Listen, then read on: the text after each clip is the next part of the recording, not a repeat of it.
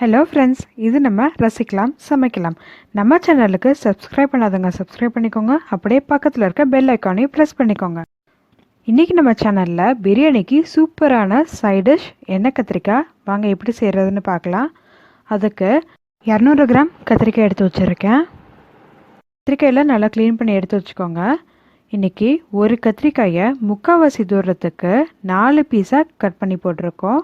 அப்படியே பூச்சி எதுவும் இருக்கான்னு செக் பண்ணிக்கோங்க.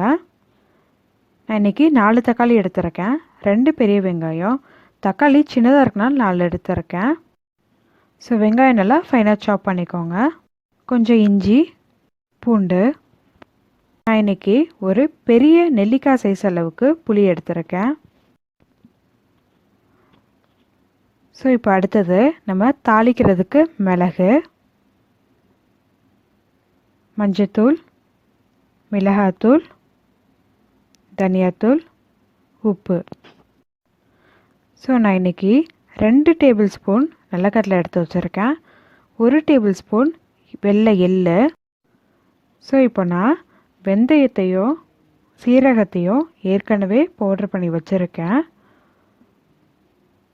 உங்ககிட்ட அப்படி இந்த பவுட்ரு இல்லை அப்படின்னா நீங்கள் கடலை வறுத்து அரைக்கும்போது இதையும் சேர்த்து அரைச்சிக்கோங்க. ஸோ இப்போது அவ்வளோதான் நம்மளோட எண்ணெய் கத்திரிக்காய்க்கு தேவையான பொருட்கள். ஸோ இப்போ ஒரு கடாயில் நம்ம எடுத்து வச்சுருந்த 2 டேபிள் ஸ்பூன் அளவுக்கு நிலக்கடலை போட்டு வறுத்துக்கலாம். என்கிட்ட இன்றைக்கி வறுக்காத கடலை தான் இருக்குது, அதனால் நான் வறுத்துக்கிறேன். அது கூடவே 1 டேபிள் ஸ்பூன் அளவுக்கு வெள்ளை எள்ளு, அதையும் சேர்த்து ஒரு 2 நிமிஷம் வறுத்துக்கோங்க. இதை மிக்சியில் சேர்த்து பவுட்ரு பண்ணிக்கோங்க. இப்போது ஒரு 100 கிராம் அளவுக்கு நல்லெண்ணெய் சேர்த்துருக்கேன். எண்ணெய் கொஞ்சம் சூடானதும் நம்ம எடுத்து வச்சுருந்த மிளகு போட்டு நல்லா பொரிய விடலாம். மிளகு பொரிஞ்சதும் நம்ம கட் பண்ணி வச்சுருந்த கத்திரிக்காயெல்லாம் சேர்த்துக்கலாம். இப்போது கத்திரிக்காய் நல்லா ப்ரௌனிஷ் ஆகிற வரைக்கும் எண்ணெயிலே நல்லா வதங்கணும். ஸோ இப்போ பார்த்தீங்களா, நல்லா கத்திரிக்காய் வெந்துருச்சு, நல்லா ப்ரௌன் கலரில் ஆயிடுச்சு. இப்போ இதை ஒரு பிளேட்டுக்கு நம்ம ட்ரான்ஸ்ஃபர் பண்ணிடலாம்.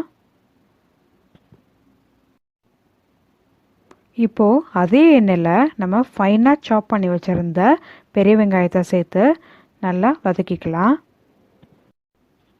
ஸோ வெங்காயம் இது மாதிரி லைட்டாக ப்ரௌன் கலரில் ஆனதும் அது கூடவே நம்ம 2 டேபிள் ஸ்பூன் அளவுக்கு இஞ்சி பூண்டு பேஸ்ட்டு சேர்த்துக்கலாம். அதையும் நல்லா பச்சை வாசனை போகிற அளவுக்கு வதக்கிக்கணும். இப்போது பச்சை வாசனைலாம் போனதுக்கப்புறம் நம்ம கட் பண்ணி வச்சுருந்த தக்காளி பழத்தை சேர்த்துக்கலாம். இப்போது தக்காளியும் நல்லா வதங்கணும். ஸோ எப்பயுமே புளிப்புக்கு தக்காளி அதிகமாகவும் புளி கம்மியாகவும் எடுத்துக்கிட்டிங்கன்னா மூட்டு வலி இது மாதிரி ப்ராப்ளம்லாம் இருக்காது.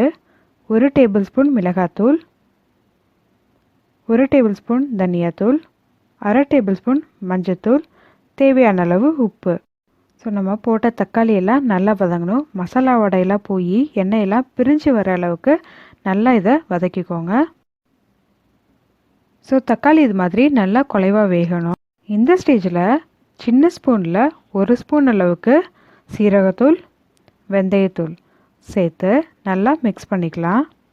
ஸோ இப்போ இதை நல்லா வதக்கிட்டு நம்ம வதக்கி வச்சுருந்த கத்திரிக்காயை சேர்த்து நல்லா மசாலாலாம் இறக்குற அளவுக்கு வதக்கிக்கணும். ஸோ இப்போ இந்த ஸ்டேஜில் நம்ம கரைச்சி வடிகட்டி வச்சுருந்த புளி தண்ணியை சேர்த்துக்கலாம். ஸோ இந்த புளி தண்ணியிலேயே கத்திரிக்காய் நல்லா குலைவாக வேகணும். அதோட இருக்க எண்ணெயெல்லாம் நல்லா பிரிஞ்சு வரணும். ஸோ இப்போது 5 to 7 மினிட்ஸ் நல்லா சிம்லேயே இது வேகட்டும். ஸோ இப்போ நம்ம போட்ட முழு கத்திரிக்காய் தனித்தனியாக பீஸ் ஆகி நல்லா குலைவாக வெந்துருச்சு. எண்ணெயெல்லாம் நல்லா பிரிஞ்சு வந்துருச்சு, மசாலா வடையெல்லாம் போயிடுச்சு. ஸோ இந்த ஸ்டேஜில் நம்ம வறுத்து பவுட்ரு பண்ணி வச்சுருந்த நிலக்கடலையும் எள்ளு பவுட்ரையும் இதில் சேர்த்துக்கலாம். இதை பவுட்ரு சேர்த்து நம்ம வதக்கும் போது ஸ்மெல் சூப்பராக வரும். ஸோ டேஸ்ட்டுமே ரொம்ப பிரமாதமாக இருக்கும். ஸோ இந்த மெத்தடில் கண்டிப்பாக ட்ரை பண்ணி பாருங்கள், சூப்பராக இருக்கும். இப்போது ஒரு 2 நிமிஷம் நல்லா வதங்கினதுக்கப்புறம் நம்ம கொத்தமல்லி தூவி இறக்கிடலாம். நம்ம சுவையான எண்ணெய் கத்திரிக்காய் ரெடி ஆயிடுச்சு. ஸோ இது பிரியாணிக்கு பர்ஃபெக்ட் சைட் டிஷ்ஷாக இருக்கும். ஸோ நம்ம சேனலில் ப்ரான் பிரியாணி வீடியோ அப்லோட் பண்ணியிருக்கோம். அதையும் பார்த்து கண்டிப்பாக ட்ரை பண்ணுங்கள். வீடியோ உங்களுக்கு பிடிச்சிருந்தா ஒரு லைக் பண்ணுங்கள். உங்கள் வேல்யூபிள் கமெண்ட்ஸை போஸ்ட் பண்ணுங்கள். ரசித்து சமைங்க, ஆரோக்கியமாக வாழுங்க. தேங்க்யூ ஃபார் வாட்சிங்.